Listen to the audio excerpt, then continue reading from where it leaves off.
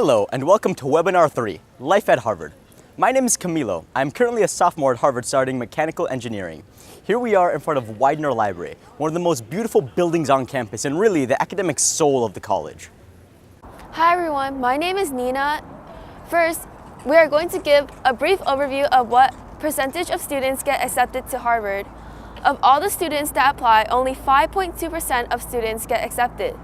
12.4% of the accepted students are international students, and 3.7% of those 12.4% are accepted from China. This also means that you will be living and learning with exceptional people from all over the world. The agenda for this webinar is, first, we are going to talk about the academic life at Harvard. After that, we are going to talk about house life, clubs, and other extracurricular activities. Finally, we are going to discuss Cambridge, Boston, and other famous schools in the area. Let's talk about academics at Harvard.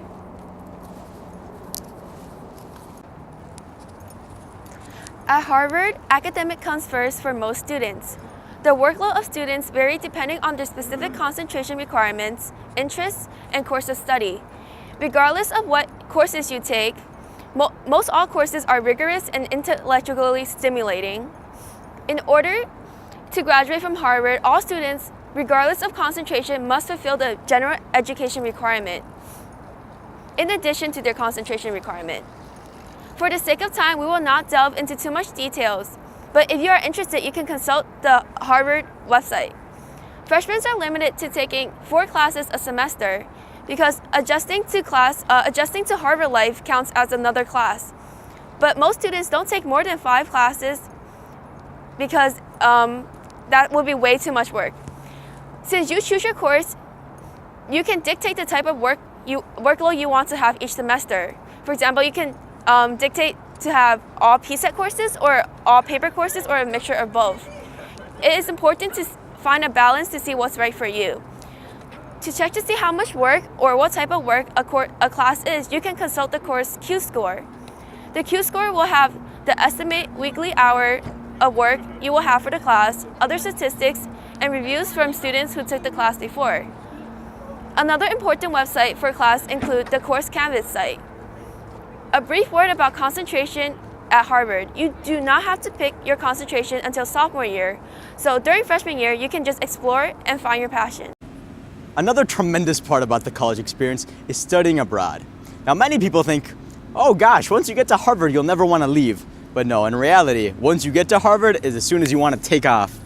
During your freshman and sophomore years, and in fact, even juniors and seniors, they oftentimes study abroad and do many things, including research, academic classes, thesis research, etc., etc.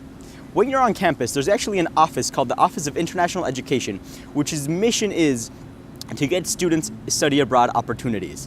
In fact, during my freshman year, went to 4 different countries. I went to Israel, I went to China, I went to Bolivia, I went to Colombia, all in some way or another related through Harvard. Another way to go abroad during your school year is through clubs. In fact, many clubs, such as H-Parent, HCAP, which regularly send students all over the world. Many students who do study abroad greatly enjoy the experience, and oftentimes they'll report it as one of the best parts of their college experience. So, if you get here, don't be afraid to leave. A unique aspect about Harvard's undergraduate experience is how easy it is to do research on campus. In fact, Harvard faculty and staff actively reach out to undergrads, including freshmen and sophomores, to engage them in the research process. Now, unlike most universities, where research is focused more on the upperclassmen or the graduate schools, Harvard's research is really meant to get freshmen the experiences they need to develop into the scientists and engineers they want to be, if they so choose to go that route. Here we are in the Life Science Center, and as you can see behind me, there are many research projects going on at Harvard. For example, one of my friends, Jose, he works at the Massachusetts General Hospital researching regenerative biology. I, for example, want to really do drone research with Professor Scott Martin. Hopefully that'll go well. One of the reasons why it's very important to do research is because it helps you build a connection with a faculty member. After you get on campus as a freshman, one of the places you'll spend the most time is your dorm. In fact, behind me you can see Thayer Hall. Built in 1870, Thayer is one of Harvard's largest dorms. Dorm life is essential to the freshman year experience. In each dorm, you'll have between 20 people in Apley or 500 people in Thayer. The dorms then are subdivided into what they call entryways. An entryway is a grouping of about 30 people in which you're very closely associated. You'll often become best friends with your entryway mates. Furthermore, each year before you arrive on campus, you have to fill out a roommate request guide. This form is a very thorough form, similar to one you might find on a dating site like eHarmony or Match.com, for those of you out there looking for true love. You have to fill out your preferences in music. Do you smoke? Your habits at night? How you like to study? If you have any particular hobbies. Yes. And additionally, at the end, you have to fill out and write an essay about what you look for in a dorm. Then, Harvard's dedicated admission staffs will read through each of the 1,666-ish dorm mate applications and match people one by one. One of the more interesting features about campus life is that in your first year, the dorms are very close together. In fact, if you look over there, you can see both Stoughton South, Stoughton North, Holworthy, Kennedy, and here Thayer. As such, the dorm room experience is very fluid. You'll have many interactions with many people from all over the world, all in the confines of this yard. Perhaps one day you'll spend the whole day with your friend over there in Stoughton and then come to your dorm in Thayer. In each dorm, additionally, you have a common room where you can hang out, have a good time, and relax. Now, not all the dorms have certain amenities, such as laundry rooms. So for some freshmen, especially those who live in Holworthy, they have to trek all their clothes into Thayer, which sometimes can be a hassle because if you'll notice, Harvard Yard is not only a living quarters, it's a tourist destination. Hello and welcome to University Hall. Here in this administrative building, you can find such important offices as Dean Khurana's office and other such things. Additionally, behind me you can see the John Harvard statue.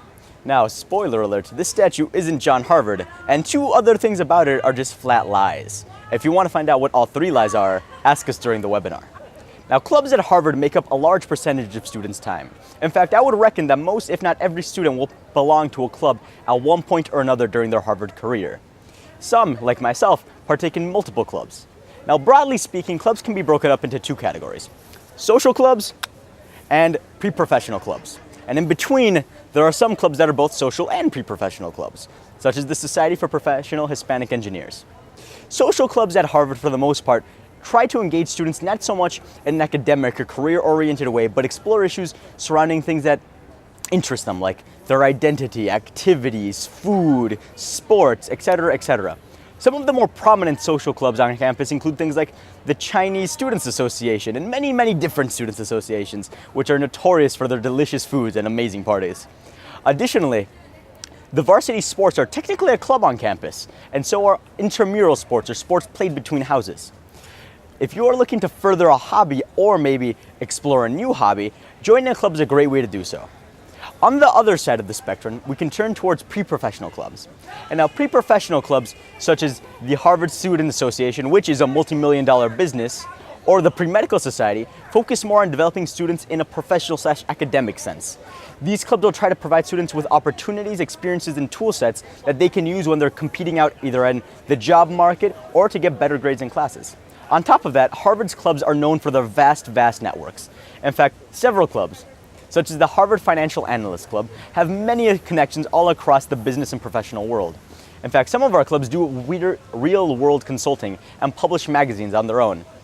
One of the most famous clubs we have here on campus is known as the Harvard Lampoon, which not only has their own publication, but receives royalties from a movie they were starred in, and has their own, they technically own their own building on campus. So, while you're at Harvard, I do hope you'll go clubbing with us.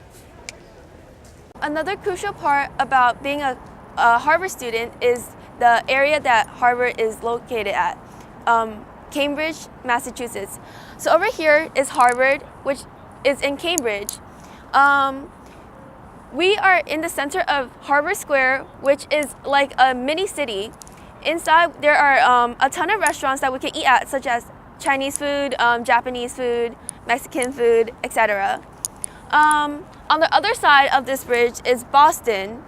At Boston, there are always a ton of cool events, such as symphonies, orchestras, museums, tours. In addition, we are located near a ton of other schools, such as MIT, which is also in Cambridge, and then in Boston, there's BU, Northeastern, Tufts, etc.